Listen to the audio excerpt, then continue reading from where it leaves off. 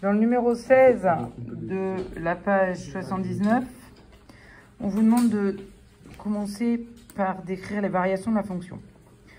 Bon, on peut déjà remarquer que la fonction est définie de moins 10 jusqu'à 11, que l'on lit sur l'axe des abscisses. Ensuite, on peut remarquer que la courbe monte, puis descend, puis remonte. Donc la fonction est d'abord croissante, puis décroissante, puis croissante. Il s'agit de dire où. Alors, la fonction va être croissante de moins 10 jusqu'à moins 8. Ensuite, la fonction est croissante si x appartient à moins 8, 8. Et enfin, la fonction est à nouveau croissante de 8 à 11. On peut aussi lire le minimum et le maximum de la fonction.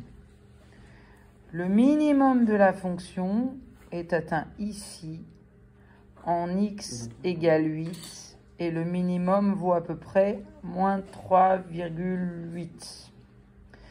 Et le maximum de la fonction est atteint non pas ici qui est un maximum local, mais ici en x égale 11.